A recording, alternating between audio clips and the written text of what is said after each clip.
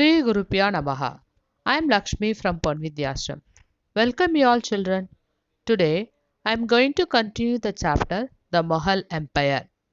In previous part of this chapter we read about who were the Mughals, Mughal military campaign and about three rulers like Babur, Humayun and Akbar. Now in this part of this video we are going to see about Jahangir, Shah Jahan and Aurangzeb. After Akbar's death, his son Prince Salim ascended the throne as Jahangir, meaning conqueror of the world. He continued Akbar's liberal and secular policies. Jahangir inherited a large empire. He consolidated it further. He first crushed the rebellion of his son. Military campaign started by Akbar was continued by Jahangir. He conquered Gangra and Mewar and thus fulfilled Akbar's unrealized imperial dreams. But the area of Kandahar in Afghanistan was lost to the Persians. In 1611, Jahangir married Nur Jahan. She was a beautiful and intelligent woman. Jahangir used to take her advice on everything that was important. Jahangir was fairly successful as a ruler. He was a great lover of justice, but he did not possess the genius and visions of Akbar. He did not introduce any important reforms. Nur Jahan's influence in Jahangir's court. Meher married the Emperor Jahangir in 1611 and received the title Nur Jahan. Jahangir owed much of his success to his wife, Nur Jahan. He took her advice on important issues. Once, when he fell ill, Nur Jahan managed the affairs of the empire. Gradually, she became so powerful that coins began to be issued in the name of both. Historians believe that she was the real power during the later half of Jahangir's reign. Nur Jahan's growing power and influence at the court alarmed Prince Khurram, that is later Shah Jahan. The struggle for power between them intensified after 1625. After Jahangir's death, Nur Jahan retired from public life. Shah Jahan. After Jahangir's death, there was a war of succession amongst his sons. Prince Khurram defeated his brothers and became king. He came to be known as Shah Jahan, meaning ruler of the world. The first thing he had to face was revolts in Bundelkhand and the Deccan. He conquered Bundelkhand without too much trouble. There were three important states in the Deccan: Ahmednagar, Bijapur, and Golconda. In 1632, Ahmednagar was finally annexed to the Mughals. Bijapur and Golconda were forced to acknowledge Shah Jahan as overlord. In 1657 to 58, there was a battle of succession amongst his sons, which was won by Aurangzeb. He killed his three brothers and kept his father a prisoner for the rest of his life. Shah Jahan died in 1666. Shah Jahan's reign is remembered for his architectural activities. The Peacock Throne and the Kohinoor Diamond. He is known as Engineer King for his excellent architectural activities. He built the world famous Taj Mahal and Moti Masjid at Agra and the Red Fort and Jama Masjid in Delhi. The last of the great Mughals, Aurangzeb, Alamgir meaning conqueror of the world, ruled for 49 years, the same as Akbar. His empire covered nearly the whole of India. Aurangzeb's reign can be divided into two phases, from 1658 to 1680 when he was in the North India, from 1681 to 1707 when he was in the Deccan. During his reign, the Mughal Empire expanded to the largest single state India had ever known.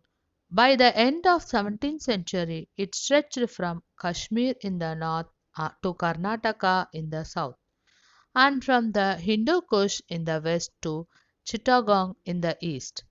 Aurangzeb's whole reign of about 50 years was devoted to ceaseless wars in different parts of India. In 1663, he defeated the Huns in the northeast. During the first half of his reign, he dealt directly with North Indian affairs, but during the second half of his reign, he tried to crush the growing power of the Marathas in the Deccan. His campaigns against the Maratha chieftain Shivaji were initially successful, but Aurangzeb insulted Shivaji, who escaped from Agra, declared himself an independent king, and resumed his campaign against the Mughals. From 1698, Aurangzeb personally managed campaigns in the Deccan against the Maratha, who started guerrilla warfare. Guerrilla warfare. It's a type of warfare fought by irregulars in fast moving, taking an action against orthodox military. And also he annexed Bijapur in 1685 and Golconda in 1687. He died in 1707. Aurangzeb had several outstanding qualities such as courage, patience, vitality, and perseverance, but he was short sighted. He gave up Akbar's policy of religious tolerance. His policies of short sightedness paved the way of decline of the Mughal Empire. His successors were weak, inefficient, and pleasure loving. This led to the breakup and collapse of the empire and the advent of Britishers who ruled India for nearly 200 years. These are the major campaigns and events of the six Mughal emperors. Now, move on to the Mughal traditions of succession. The Mughals followed coparcenary rule of inheritance. This means a division of inheritance amongst all the sons. Thus, they did not believe in the primogeniture rule of succession.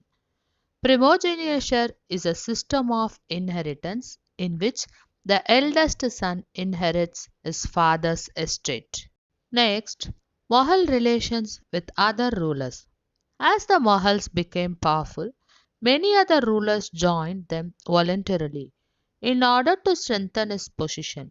The Mughals, especially Akbar and Jahangir, adopted the policy of matrimonial alliance with the Rajputs. Akbar first married the daughter of Raja Bharmal of Amar, Jaipur. After this, other Rajput families followed the path of matrimonial alliance with the Mughals and got high position in the empire. Jahangir married a Rathore princess, daughter of the Rajput king of Mewar, Jodhpur. But many Rajput kings did not accept matrimonial alliance with the Mughals. The Sisodia Rajputs did not accept the Mughals' authority for a long time. Later, they were defeated by the Mughals, but the Mughals treated them honorably and returned their lands as assignment. In most of the cases, the Mughals did not humiliate their opponents after defeating them. Such a behavior of the Mughals influenced many kings and chieftains positively. Mansab Das and Jagir Das. It was important for the Mughals to recruit Mansab Das from diverse backgrounds and not just Turanians and Iranis. They recruited Mansab Das from Indian Muslims, Afghans, Rajputs, Marathas, and other groups of people. This was because the empire expanded to include different regions. Mansabdari system was a unique system introduced by Akbar. The term Mansabdar refers to an individual who holds a mansab, that is, a position or rank in the official hierarchy. All those who joined Mughal service were enrolled as Mansabdars. This was a grading system used by the Mughals to fix. It was in three types: A. Rank, B. Salary, and C. Military responsibilities. The rank and salary of a Mansabdar were determined by a numerical value called Zat. The higher the Zat, the more prestigious was a noble's position in court and the larger his salary. In Akbar's reign, there were 29 Mansabdars with the rank of 5000 Zat. By Aurangzeb's reign, the number of Mansabdars had increased to 79. The Mansabdars performed both civil and military functions. They received their salary generally as assignments of land, that is called jagirs, which were somewhat like iktas. Iktas means land, but unlike muktis. What do you mean by muktis? Muktis are landowners. Unlike muktis, most mansabdars did not actually reside in or administer their jagirs. The mansabdars had right to the revenue of their assignments. They collected through their servants. This jagir system was created many problems. In Akbar's reign, these jagirs were carefully assessed so that their revenues were roughly equal to the salary of the mansabdars. But by Aurangzeb's reign, the revenue collected was often less than the salary. Due to a huge increase in the number of mansabdars, they had to do a long wait to get a jahir. The increase in the number of mansabdars created a shortage in the number of jagirs. So, jagirdars tried to collect as much as revenue as possible till they had jagir. As a result, the peasantry suffered very badly. Next, move on to Zabtan Zamindars. The tax on the agricultural produce was the main source of income of the Mughal rulers. Peasants paid taxes through zamindars. They were ruler elites, all intermediaries between the king and the peasants, including the local headman of villages or powerful chieftains, were called zamindars. In this way, zamindars in the Mughal administration collected tax from the peasants for the king. They were a link between the king and the peasants. They were very powerful in the Mughal administration. Akbar brought many reforms in the land revenue system. His revenue minister Todar Mal introduced a land revenue system that came to be known as Todar Mal's Bandobast. Todar Mal made a survey of crop yields, prices, and the areas cultivated between the period of 1570 to 1580, that is 10 years period. On the basis of data obtained, tax was fixed on each crop in cash. Each suba or province or area was divided into revenue circles. These circles fixed its own revenue rates for each crop. This revenue system was known as Zabt. The income from land revenue was very important for the stability of the Mughal Empire. This was because the Mughal court was the symbol of pomp and luxury. This luxury required large sums of money that could be fulfilled mainly by the land revenue. So, the peasants were vital for the economy of the Mughal Empire. With this, I'll stop. Next, I'll continue the lesson in the next part of the video about the Akbar's policies and the Mughal Empire in the 17th century and after. Now, let me read the textbook. Page number 49. Jahangir, 1605 to 1627. Military campaign started by Akbar continued. The Sisodia ruler of Mewar, Amar Singh, accepted Mughal service. Less successful campaigns against the Sikhs, the Hayhoms, and Ahmednagar followed. Prince Khurram, the future emperor Shah Jahan, rebelled in the last years of his reign. The efforts of Nur Jahan, Jahangir's wife, to marginalize him were unsuccessful. Shah Jahan, 1627 to 1658. Mughal campaign continued in the Deccan under Shah Jahan. The Afghan noble Khan Jahan Lodi rebelled and was defeated. Campaigns were launched against Ahmednagar. The Bandlas were defeated and Archa seized in the northwest. The campaign to seize Balkh from the Uzbeks was unsuccessful and Kandahar was lost to the Safavids. In 1632, Ahmednagar was finally annexed and the Bijapur forced suit for peace. In 1657 to 1658, there was conflict over succession among Shah Jahan's sons. Aurangzeb was victorious and his three brothers, including Dara Sudok, were killed. Shah Jahan was imprisoned for the rest of his life in Agra. Mughal traditions of succession.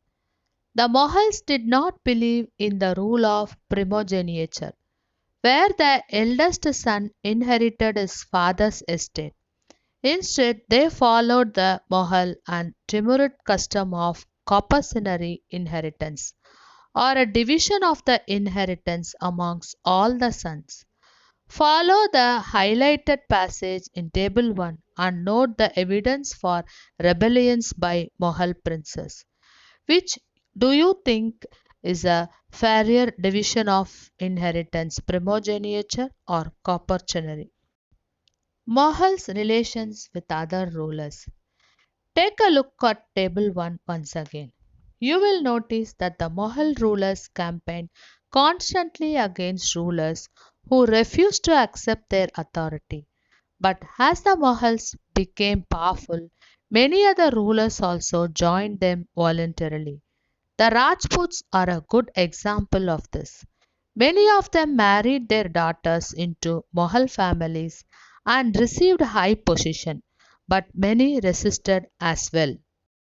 The Sisodia Rajputs of Mewar refused to accept Mughal authority for a long time. Once defeated, however, they were honorably treated by the Mughals, given their lands, that is Watan, back as assignments, that is Watan Jahir. The careful balance between defeating but not humiliating their opponents enabled the Mughal to extend their influence over many kings and chieftains. But it was difficult to keep this balance all the time. Look at table 1 again. Note that Aurangzeb insulted Shivaji when he came to accept Mughal authority. What was the consequences of this insult? Mansabdas and Jagirdars. As the empire expanded to encompass different regions, the Mughals recruited diverse bodies of people. From a small nucleus of Turkish nobles to Ranis, they expanded to include Iranians, Indian Muslims, Afghans, Rajputs, Marathas, and other groups. Those who joined Mughal service were enrolled as Mansabdars. The term Mansabdar refers to an individual who holds a mansab, meaning a position or rank. It was a grading system used by the Mughals to fix number 1, rank, number 2, salary, number 3, military responsibilities.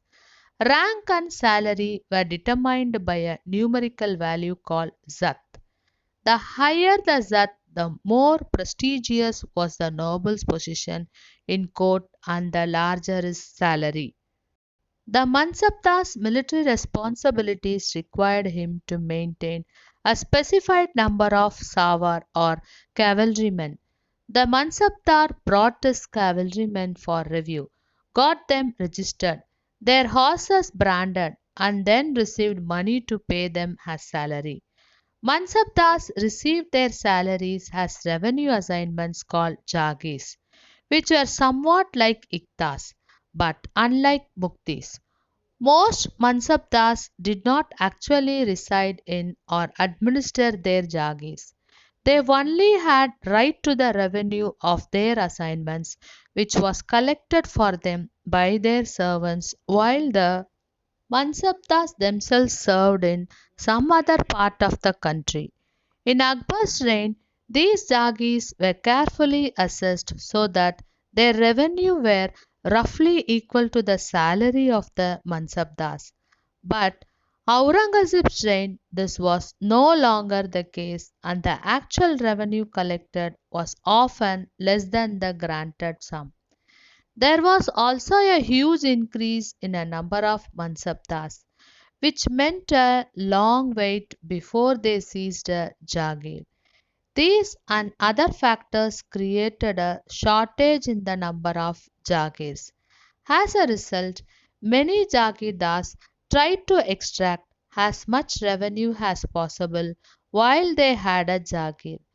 Aurangzeb was unable to control these developments in the last years of his reign, and the peasantry therefore suffered tremendously. Zabt and Zamindars. The main source of income available to Mughal rulers was tax on the produce of the peasantry. In most places, peasants paid taxes through the ruler elites, that is, the headman or the local chieftain. The Mughals used one term, zamindars, to describe all intermediaries, whether they were local headmen of village or powerful chieftains. Akbar's revenue minister Todarmal carried out a careful survey of crop yields, prices, and areas cultivated for a 10 years period, 1570 to 1580. On the basis of this data, tax was fixed on each crop in cash. Each province was divided into revenue circles with its own schedule of revenue rates for individual crops. This revenue system was known as Zabt.